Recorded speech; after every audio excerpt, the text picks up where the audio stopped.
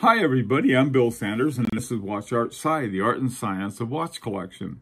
What I want to talk about today is the purchase of Jürgensen, which is formerly a Danish watch company that then moved to Switzerland by Kari, Voutilainen, who has his own watch company as well as a case making company as well.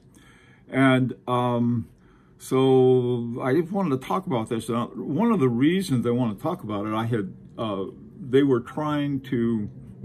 successfully did so. They wanted to sell off all of their stock, about 2 or 3 months ago. And at the time I thought it was, well, some store went under and the manufacturer sent them to Federico at Del Rey Watches, and he was, at really great discounts because we got him at near half price of the MSRP.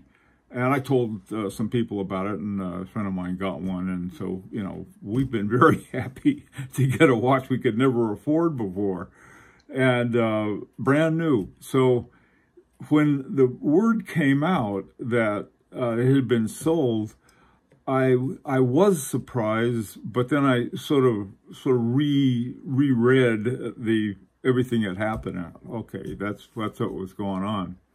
Now, some of the features that are unique are identifiable with Jürgensen, or what they call observatory hands. This is where you've got the big apple, or the poem at the end of the hour hand, and then you have a straight minute hand, and that's what are called observatory hands. They're handmade too. Most of these watches are handmade. I heard that they only ever made like 1,000 Jürgensens in a 40-year period, and they're very special in a lot of ways, and they're very expensive too. The main in-house movement that they developed is called the UJP4, and all of their more expensive watches that seemed to be north of $30,000 were all of those had P4. The less expensive ones had a Frederick-Piguet movement in it. Now, the development of the P4 and the P8 movement was the P4 with the detent escapement, and this was pretty much the work of Derek Pratt.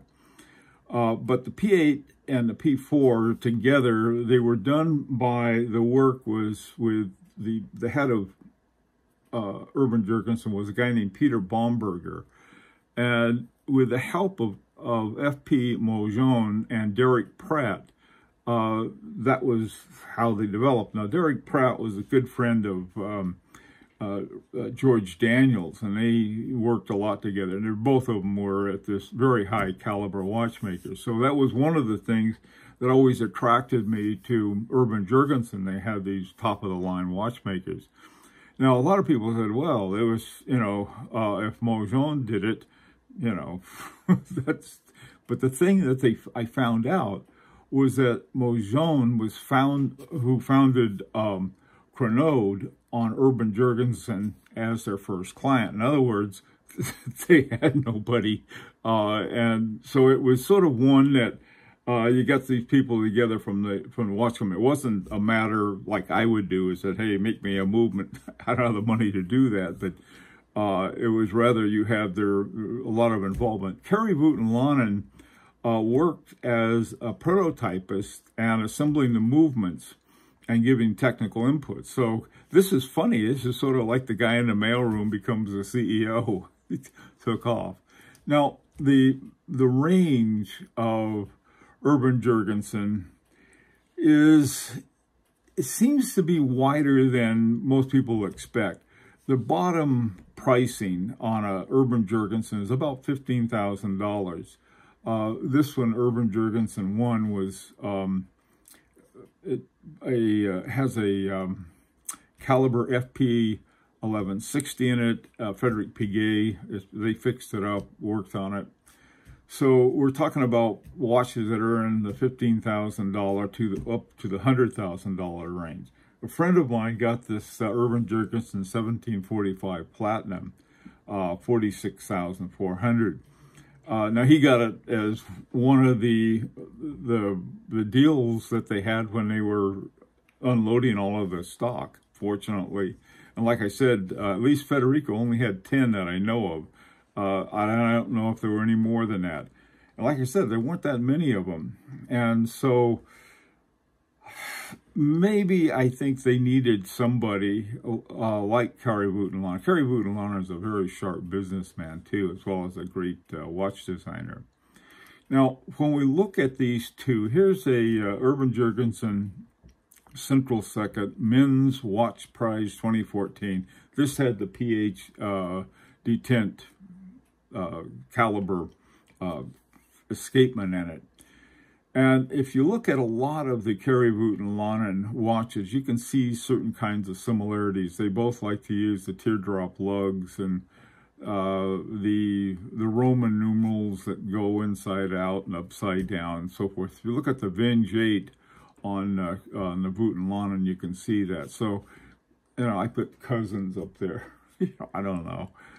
Now, the final thing was, you know, so what's going to happen? Now, what Voutilainen stated was that they'll be making no more of the current models and are going to launch a whole new range in 2023. So, next year, 2022, there's nothing going to happen.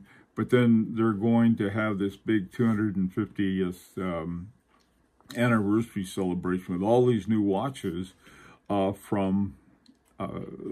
with Kari Voutilainen at the helm. Somebody said something sort of interesting, and I'm not saying this is what's happening. They said, well, that's sort of like Rolex and Tudor. You know, you can't afford the Rolex, but you can afford the Tudor. You know, either that or they're going to make them so you can't afford either one of them. But I think that if you can find some around that are, some of these that are under 40,000 right now, there might be a time to pick them up, because I don't think they're going to be I mean, they're going to be a premium, I think, but I could be wrong.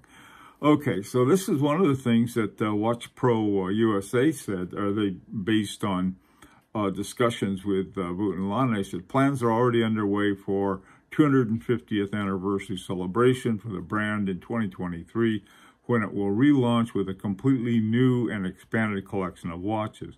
These watches will draw design inspiration from past generations of Urban Jürgensen watches, while also featuring new ideas from the aesthetics to the mechanics of the watches. Remarkably, the business has completely cleared the decks for these new watches in 2023. I was a deck clearer, and will no longer manufacture its current models. It will, however, provide after-sales service for all Urban Jürgensen clients and watches. This, my understanding is that Kari Voutilainen's daughter is going to be running that part of the business. It's a good idea.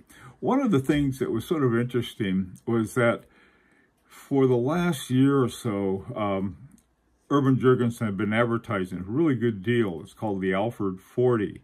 And the Alfred 40 was a 40 millimeter version of the 42 millimeter Alfred. And it looked like a great deal, but yeah, I guess we never got to know you. Let me know what you think. I'm really interested in your opinions of this. And until next time, this is Bill Sanders for Watch Art Sci, the art and science of watch collection. And this is always an opportunity to subscribe. In fact, this is an invitation to subscribe if you'd like.